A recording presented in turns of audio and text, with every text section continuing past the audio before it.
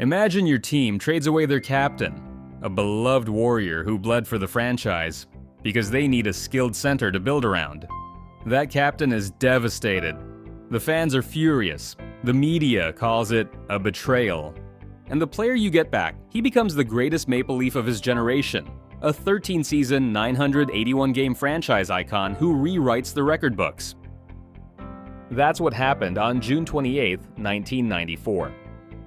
When the Toronto Maple Leafs traded Wendell Clark, Sylvain Lefebvre, Landon Wilson, and a 1994 first-round pick to the Quebec Nordiques for Matt Sundin, Garth Butcher, Todd Warner, and a 1994 first-round pick.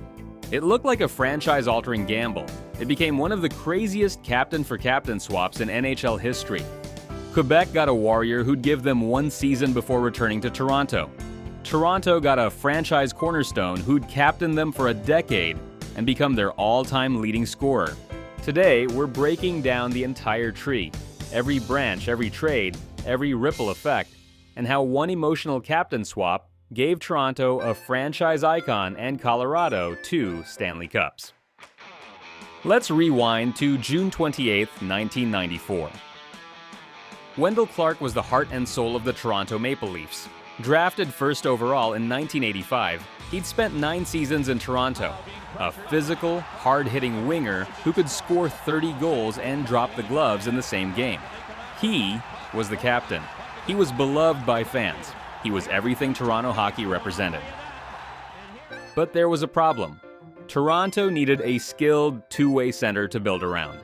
Clark was a warrior, but he wasn't the playmaking centerpiece they envisioned for the future. And with the Maple Leafs coming off back-to-back conference finals appearances in 1993 and 1994, management believed they were one piece away from a Stanley Cup. Enter Matt Sundin. The 23-year-old Swedish center had just completed his 4th season with the Quebec Nordiques after being drafted first overall in 1989. He was big, skilled, and entering his prime. Quebec wanted toughness to complement Joe Sakic and Peter Forsberg. Clark fit that mold perfectly. For Toronto, this was about getting younger and more skilled at center ice. They were willing to trade their captain, a franchise icon, to land a future Hall of Famer. For Quebec, this was about adding grit and veteran leadership.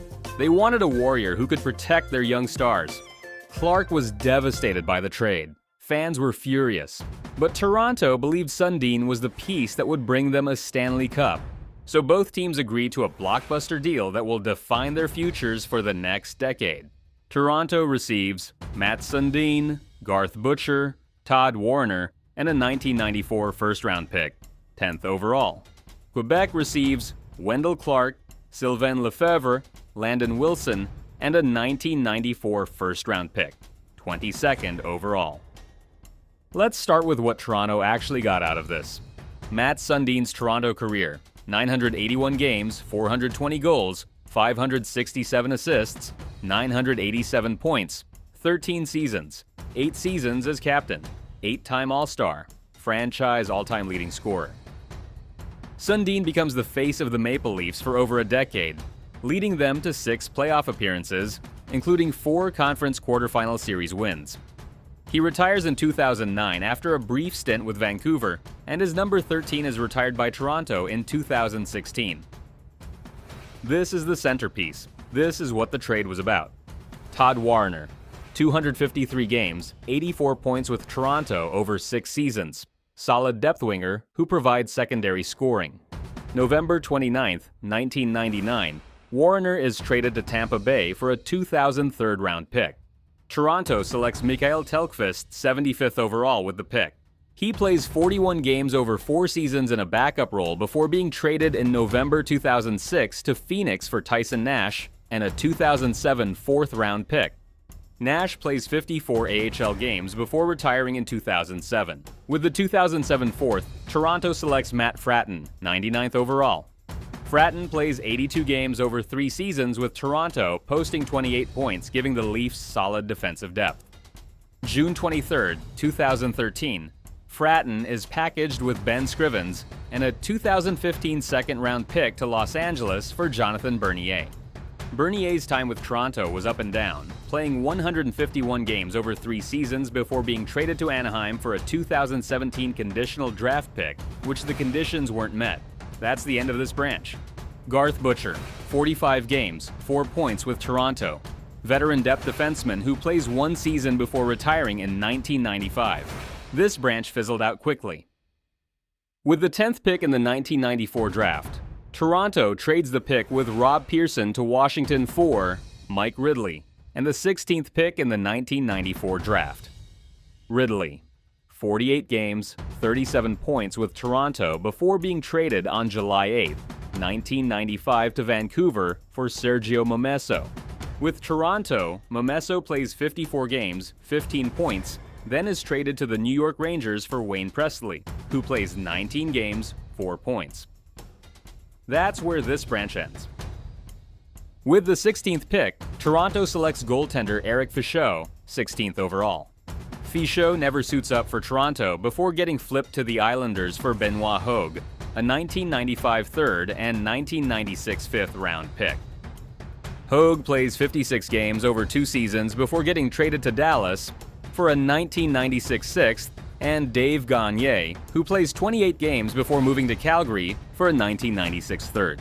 This entire chain produces a series of short-term depth pieces and failed draft picks. Ryan Pepperall, Brandon Sugden, Dmitry Yakusin, Mike Lankshear, none of whom make an impact. Dead end. So here's the Toronto return, a franchise-defining center who played 981 games and became the all-time leading scorer.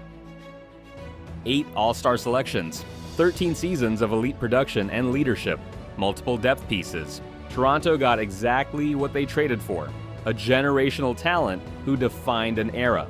Now let's see what Quebec, and soon Colorado, did with their return package. Wendell Clark's Quebec career, 37 games, 30 points in 1 season, 1994 to 95. Clark plays 1 year with the Nordiques before the franchise relocates to Colorado. He's a solid contributor but doesn't fit the long-term plan.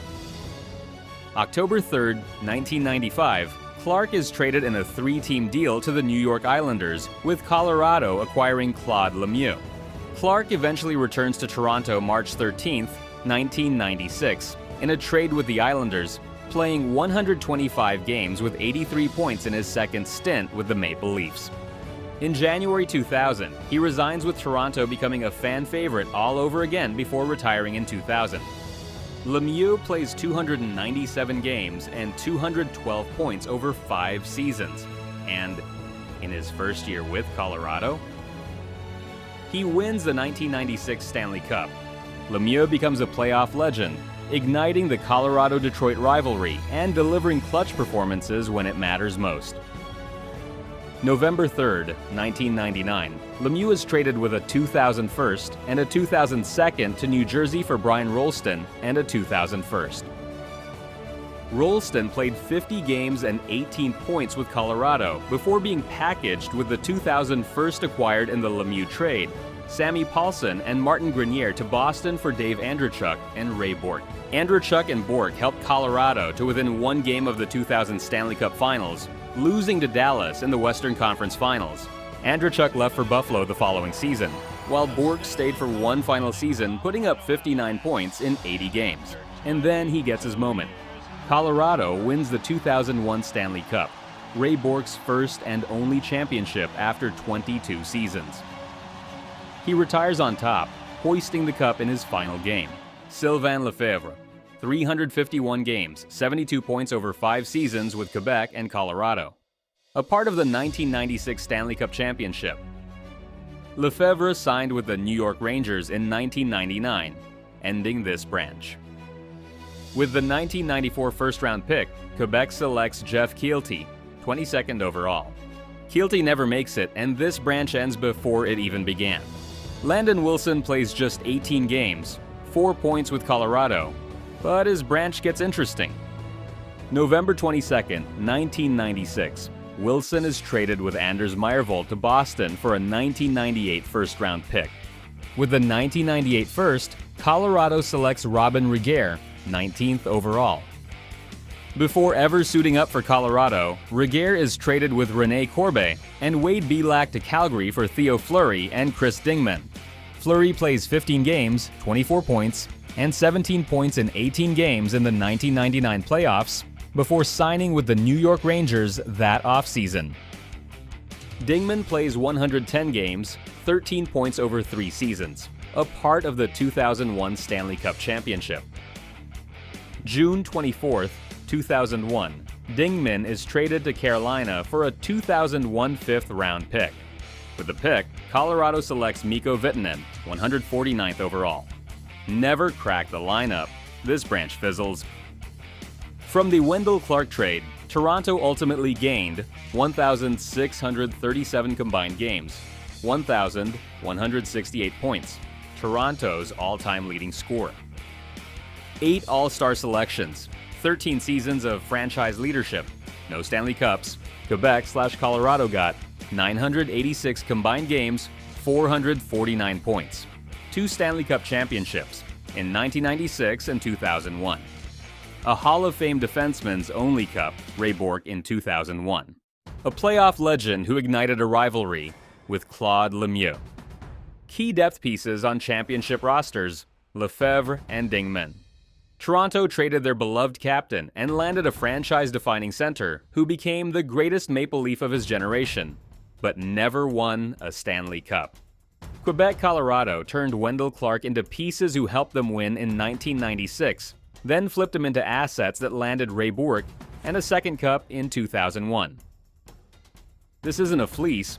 Both teams got value, but here's the harsh truth. Toronto got the better long-term player. Colorado got the championships. Matt Sundin was a generational talent who rewrote Toronto's record books and gave them 13 years of elite production.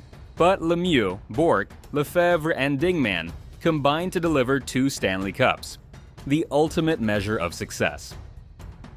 Toronto turned an emotional captain swap into a 13-year franchise cornerstone. Colorado turned it into a dynasty. Drop your team name and their worst trade in the comments. I'm pulling future trade trees straight from your suggestions, so if you want to see your team roasted, this is your chance.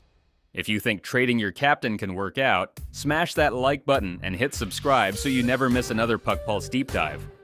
And if you think Toronto won this trade, wait until you see how the Thomas Caberlet trade turned into a 7-year chain that landed the Leafs' Frederik Andersen, one of the most complex trade trees in franchise history. That video is up next. Thanks for watching.